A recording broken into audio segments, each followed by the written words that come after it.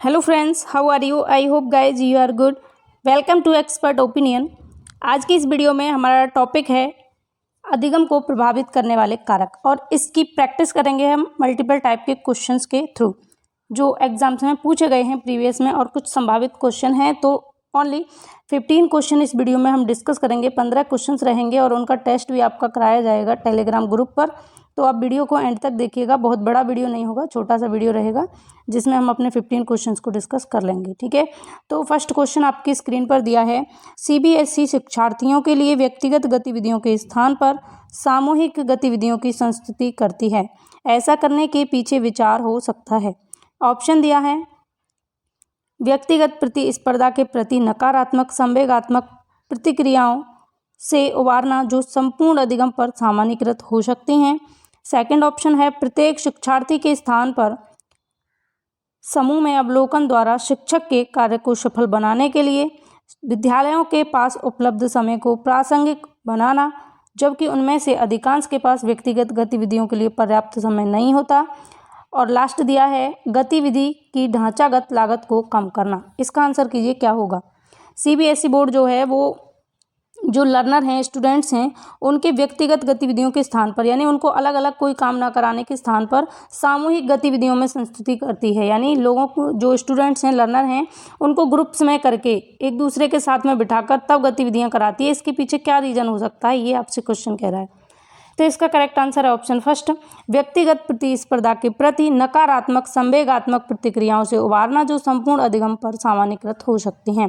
देखिए, इस ऑप्शन का मतलब ये है कि पर्टिकुलर किसी एक बच्चे को कोई काम ना कराकर, बल्कि समूह में कोई काम कराया जाए, ग्रुप में कोई काम कराया जाए, फ्रेंड सर्कल बन जाती है उनकी, तब वो काम कराया जाए तो ज़्यादा बेटर रहता है। इससे क्या होता है, एक दूसरे से जो कंपटीशन होता है, प्रतिस्पर्धा होती है, एक दूसरे से जो द्वेष भावना पैदा हो जाती है, उसको कम किया जा सकता है। उस नकारात्मक उनके जो संवेग हैं उनको उभरने से रोका जा सकता है। और इसके अलावा जो हमारा पूरा अधिगम है, इस पर भी इसका प्रभाव पड़ेगा। जैसे आप देखते हैं, आप जब ग्रुप स्टडी करते हैं तो आपका एक दूसरे के प्रति ये रुझान रहता है कि जो मुझे मिला है वो मैं अपने फ्रेंड्स को भी बताऊं, क्योंकि हम सारे लोग एक ग्रुप में ही तो हैं। तो पूरा जो ग्रुप होता है वो एक दूसरे के साथ में अपने नोट्स और सारी चीज़ें शेयर करते हैं। लेकिन वहीं अगर टीचर ही भेदभाव करना शुरू कर दे, या टीचर ही एक एक करके एक अलग अलग लोगों को व्यक्तिगत रूप से अलग अलग करके कुछ चीज़ें बताए, तो फिर सब में ये कंपटीशन, ये प्रतिस्पर्धा की भावना आ जाती है कि मुझे ज़्यादा आता है तो मैं इसे क्यों बताऊँ, मैं बताऊँगा तो कंपटीशन बढ़ जाएगा। जबकि ऐसा कुछ नहीं होता। कभी किसी के साथ में आप अपनी नॉलेज को अगर शेयर कर रहे हैं तो कभी ऐसा नहीं होगा कि आपका कोई लॉस हो, आपको फ़ायदा ही होगा।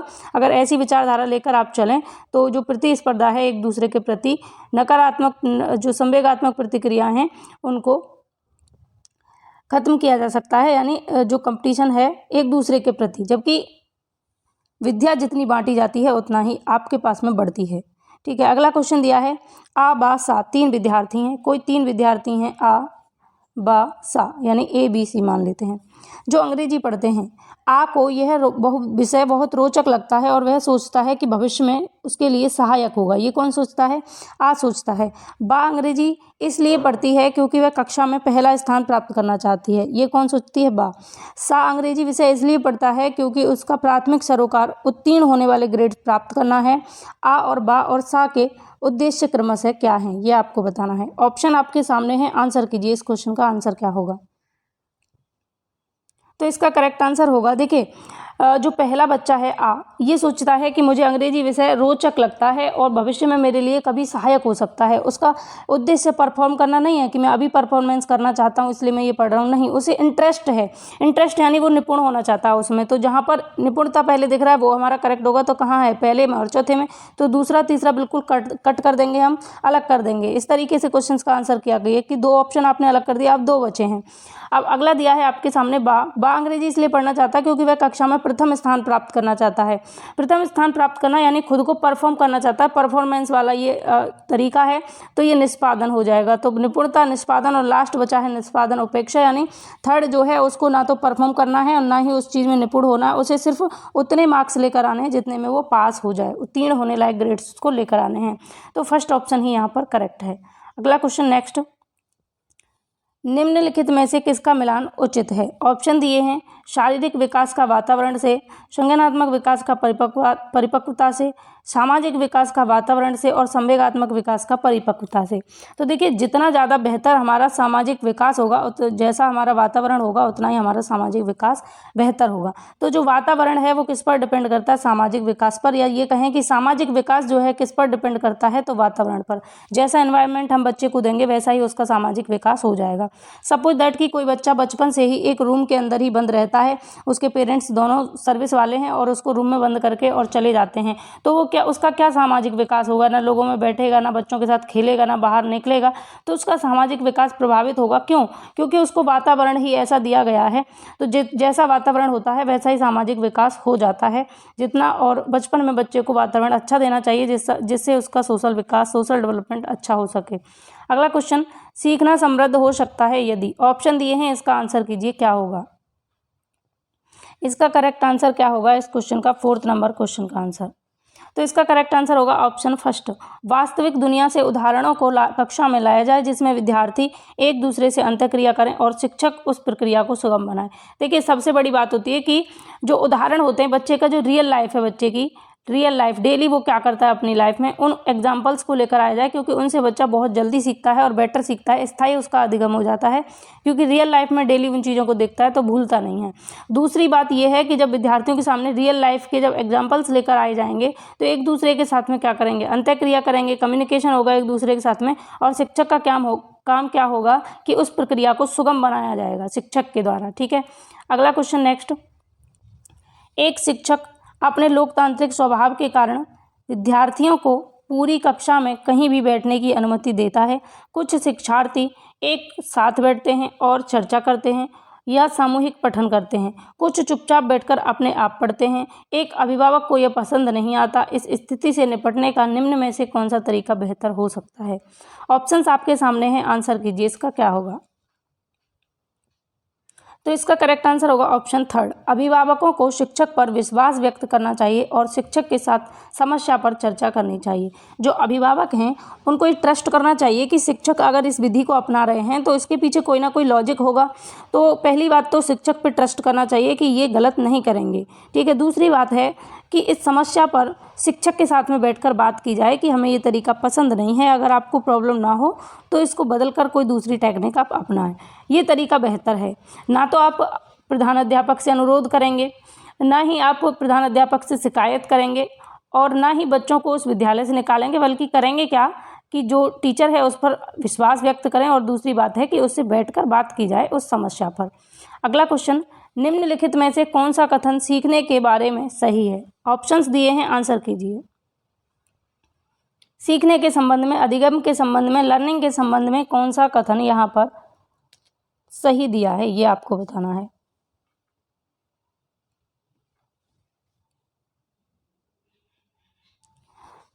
तो इसका करेक्ट आंसर होगा क्या? क्वेश्चन नंबर 6 का। क्वेश्चन नंबर 6 का करेक्ट आंसर बताइए क्या होगा इसका राइट आंसर।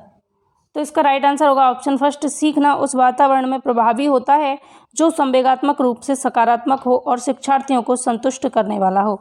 देखिए, लर्निंग कहाँ पर बेहतर होगी? इन सारे ऑप्शंस में से सबसे ज़्यादा बेटर है फर्स्ट ऑप्शन। लर्निंग वहाँ बेटर होती है जहाँ एनवायरनमेंट अच्छा मिलता है, प्रभावी मिलता है, और संवेगात्मक रूप से सकारात्मक हो, नेगेटिव ना हो, और ऐसा वातावरण हो जहाँ शिक्षार्थी संतुष्ट हो सकें, सेटिस्फाई हो सकें, तब बच्चे अच्छे से सीख पाते हैं, मोटिवेट रहें, डिमोटिवेट ना हो, नकारात्मक उनके अंदर कोई भी सोच ना आए।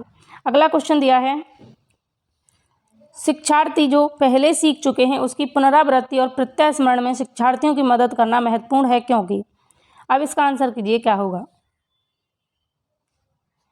तो इसका करेक्ट आंसर होगा ऑप्शन फर्स्ट, नई जानकारी जो पूर्व जानकारी से जोड़ना सीखने को समृद्ध बनाता है। जो नई जानकारी है उसको पूर्व जानकारी से जोड़ना सीखने को समृद्ध बनाता है।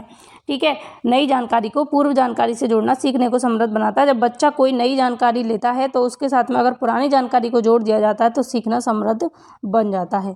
अगला क्वेश्चन है नेक्स्ट, निम्नलिखित में से कौन सा शिक्षक से संबंधित अधिगम को प्रभावित करने वाला कारक है? इसका आंसर कीजिए क्या होगा। ऑप्शंस आपके सामने हैं, आंसर करेंगे। तो देखिए, शिक्षक से संबंधित अधिगम को प्रभावित करने वाला कारक पूछा है, इसके लिए फर्स्ट ऑप्शन करेक्ट है, विषय वस्तु में प्रवीणता। ये अधिगम को शिक्षक से संबंधित अधिगम को प्रभावित करने वाला कारक है विषय वस्तु में प्रवीणता, जबकि बैठने की उचित व्यवस्था, शिक्षण, अधिगम संसाधनों की उपलब्धता, विषय वस्तु या अधिगम अनुभवों की प्रकृति, ये सारी विद्यार्थी से संबंधित हैं, जबकि विषय वस्तु में प्रवीणता ये शिक्षक से संबंधित है। अगला क्वेश्चन नेक्स्ट। एक शिक्षिका अपने शिक्षार्थियों को अनेक तरह की सामूहिक गतिविधियों में व्यस्त रखती है, जैसे समूह चर्चा, समूह परियोजना, भूमिका निर्वाह आदि। यह सीखने के किस आयाम को उजागर करता है? इसका आंसर कीजिए, क्या होगा? इस बात को ध्यान में रख के आंसर कीजिएगा कि ज़्यादातर समूह में काम करा रही हैं, समूह चर्चा, समूह परियोजना, सामूहिक गतिविधियों में व्यस्त रख रही हैं। तो इसका रीज़न क्या है, क्यों ऐसा कर रही हैं? तो क्वेश्चन नंबर 9 के लिए करेक्ट आंसर होगा ऑप्शन फर्स्ट, सामाजिक गतिविधि के रूप में अधिगम। यानी जब समूह में अधिगम कराया जाएगा तो सामाजिक गतिविधि के रूप में होगा, और जो लर्नर हैं वो एक दूसरे के साथ में समायोजन करना सीखेंगे और बहुत सारे कौशल सीखेंगे, और उनमें सामंजस्य करने की जो लिमिट है वो बढ़ेगी। अगला क्वेश्चन है, जल शुद्धि प्रकरण को करने का सबसे उचित तरीका है। जल शुद्धि प्रकरण अगर आप पढ़ा रहे हैं तो उसको करने का सबसे बेहतर तरीका क्या होगा? चारों ऑप्शंस को देखिए और आंसर कीजिए। क्वेश्चन नंबर 10, करेक्ट आंसर होगा ऑप्शन थर्ड, विद्यार्थियों को उस प्लांट पर ले जाना जहां जल शुद्धि की जाती हो, क्योंकि प्रत्यक्ष बच्चे देख पाएंगे कि किस तरीके से जल शुद्ध किया जाता है, और प्रत्यक्ष ज्ञान जब दिया जाए तो वह प्रभावी होता है। प्रैक्टिकली आप उनको बता रहे हैं जल शुद्धि प्रकरण को प्लांट पर ले जाकर कि ऐसे जल शुद्ध किया जाता है। अगला क्वेश्चन है, एक शिक्षिका अपनी कक्षा को शैक्षिक भ्रमण पर ले जाती है। ऑप्शंस दिए हैं आपके सामने, इसका आंसर कीजिए, क्या होगा? तो इसका करेक्ट आंसर हो जाएगा ऑप्शन सेकंड, प्रत्यक्ष अवलोकन के लिए बच्चों को अवसर उपलब्ध कराने के लिए। जो शिक्षिका है वो बच्चों को बिल्कुल प्रत्यक्ष सामने है दिखाकर ही अवलोकन कराना चाहती है चीज़ों का, ताकि बच्चे अवलोकन करके सीख सकें। अवसर उनको ऐसे देना चाहती है, क्योंकि आप क्लास में भी वो चीज़ बता सकते हैं बाई डायग्राम या बाई मॉडल चार्ट, लेकिन नहीं, वो प्रत्यक्ष अवलोकन कराना चाहती हैं, भ्रमण पर ले जाकर, घुमाने ले जाकर। इसलिए ऑप्शन सेकंड यहाँ ज़्यादा बेटर है बकाया सभी ऑप्शन से। अगला क्वेश्चन है, एक शिक्षिका अपने शिक्षण में दृश्य श्रव्य सामग्रियों और शारीरिक गतिविधियों का प्रयोग करती है, क्योंकि? इसका आंसर कीजिए, क्या होगा? तो फ्रेंड्स, जब दृश्य श्रव्य दोनों तरीके की सामग्रियों का प्रयोग किया जाएगा तो क्या होगा, इसमें अधिकतम जो इंद्रियां हैं वो उपयोगी होंगी, यानी अधिकतम इंद्रियों का उपयोग सीखने में संवर्धित होगा। जितनी भी इंद्रियां हैं, जैसे आप अगर दृश्य सामग्री सिर्फ दिखा रहे हैं तो सिर्फ आंखें काम करती हैं, लेकिन श्रव्य होगा तो फिर बच्चे के कान भी काम करते हैं, सुनते हैं और फोकस भी रहता है। तो पूरा यानी ज़्यादातर हमारी ज्ञानेंद्रियां कब ज़्यादा एक्टिव रहती हैं? जब श्रव्य दृश्य सामग्री दोनों प्रकार की सामने हो। अगला है, निम्न में से कौन सा कारक बालकों में अधिकतम अधिगम प्रसार हेतु आवश्यक है? इसका आंसर कीजिए, क्या होगा? निम्न में से कौन सा कारक बालकों में अधिकतम अधिगम प्रसार हेतु आवश्यक है? ऑप्शंस दिए हैं, इसका करेक्ट आंसर क्या होगा, जल्दी से बताइए। क्वेश्चन 13 का करेक्ट आंसर क्या होगा? इसका करेक्ट आंसर होगा ऑप्शन सेकंड, कक्ष में अधिकाधिक कार्य। तो जो बालक हैं, बालकों में अधिकतम अधिगम प्रसार हेतु क्या जरूरी है? कक्ष में अधिकाधिक कार्य। जैसे गृह कार्य की अधिकता, ये गलत हो जाएगा, क्योंकि गृह कार्य देना अधिगम के प्रसार में आवश्यक इतना नहीं होता। लेखन कार्य की अधिकता, बस लिखते ही रहेंगे बच्चे, नहीं। वैयक्तिक रूप से रुचि, तो वो भी इतना मायने रखती। सेकंड ऑप्शन ज़्यादा बेटर है, कक्ष में अधिकाधिक कार्य, यानी क्लास के अंदर ही आप बच्चों को अधिक से अधिक कौशल सिखाएं, अधिक से अधिक उनसे कार्य करवाएं, प्रैक्टिकली भी और अदर भी। तो सेकंड ऑप्शन यहाँ ज़्यादा बेटर है। आगे दिया है, शिक्षक की सबसे मुख्य जिम्मेदारी है। ऑप्शंस आपके सामने, आंसर कीजिए। तो इसका करेक्ट आंसर होगा ऑप्शन फोर्थ, शिक्षार्थियों की विभिन्न अधिगम शैलियों के अनुसार सीखने के मौके उपलब्ध कराना।